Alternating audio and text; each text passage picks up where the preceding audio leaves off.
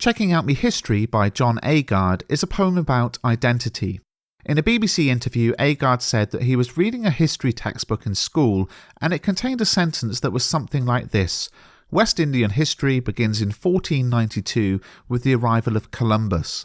When he read this line, it got him thinking about how education has a Eurocentric view. Nothing exists until the Europeans have entered the arena of history, and how the retelling of history really depends on who is telling the story. In the poem, the narrator talks about how he was only taught about British history, dates like 1066, folklore like Dick Whittington, and historical figures like Lord Nelson. What he was not taught about was his Caribbean heritage, and in this poem he lists some figures from diverse backgrounds: Nanny de Maroon, Mary Seacole and others. By the end of the poem, the speaker's looking into his own history and carving out his own identity. Let me just point out, this video is a quick recap of the poem. To learn more, watch my full analysis, which I'll link at the end. John Agard was born in Guyana, South America in 1949. He moved to Britain in 1977, 10 years after leaving school, and his poetry often focuses on ethnicity and identity.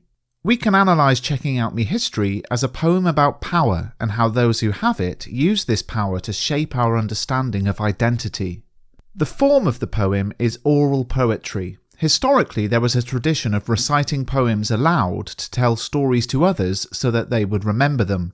These would often be stories of a group's history, and we see many of the conventions of oral poetry in Checking Out Me History. We see the repetition of various words and phrases, we see the phonetic spelling of them as dem, and the poem has a strong rhythm. The use of form suggests that we must remember what we're learning in this poem.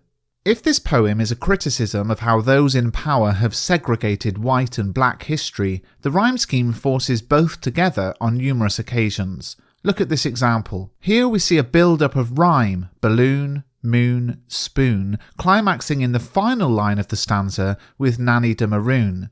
This is a structural device where the rhymes build up and up to emphasise the final example. So it emphasises the importance of Nanny de Maroon. Nanny was the leader of the Maroons, a group in Jamaica who escaped slavery in the 18th century. So by building up the rhyme to end at Maroon, Agard emphasises her significance. Agard wants us to stop and think about these historical figures. Not only does the rhyme structurally climax at these names, but many of the stanzas end on these figures too. Toussaint, Nanny de Maroon and Mary Seacole. Just like the building rhyme scheme, ending the stanza on these names emphasises their significance.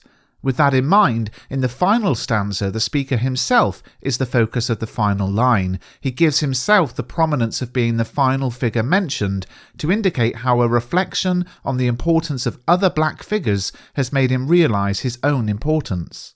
The poem contains numerous references to nursery rhymes and fables, and these are intertextual references, references to other texts. There's Dick Whittington, the legend of a poor boy who had nothing but a cat but ended up becoming the mayor of London. There's the cow who jumped over the moon, Robin Hood, the legend of fighting off oppression and stealing from the rich to give to the poor, and Old King Cole.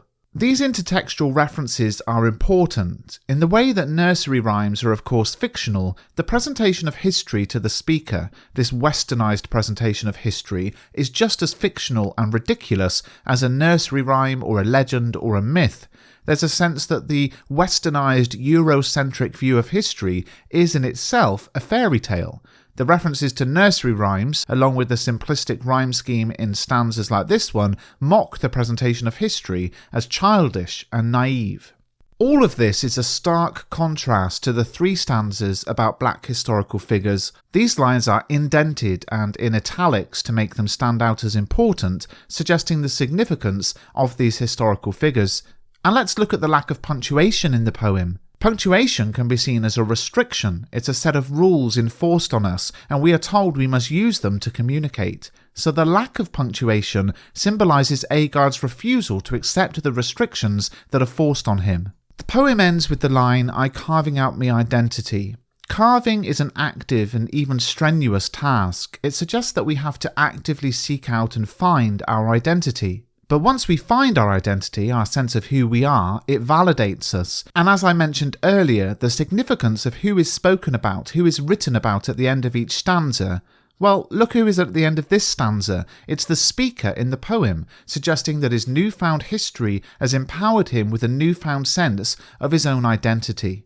So in terms of power and conflict, this is a poem about how those with power use it to control, and it compares well with London, as both challenge the powers that form our identity, one about education, the other about religion, monarchy and government. In terms of human power, you might also compare it with Ozymandias, My Last Duchess and Tissue. But which other poems would you compare it with and why? Put your comments in the comments section. For more on this poem, pick up a copy of Mr. Bruff's Guide to Power and Conflict Poetry, available exclusively in ebook form at mrbruff.com and linked in the description. If you like this shorter style of analysis video, do give it a thumbs up and I'll make some more, but remember, this video isn't intended to tell you everything you need to know about the poem, it's a recap for revision purposes. For the full lesson, check out the video linked here on screen.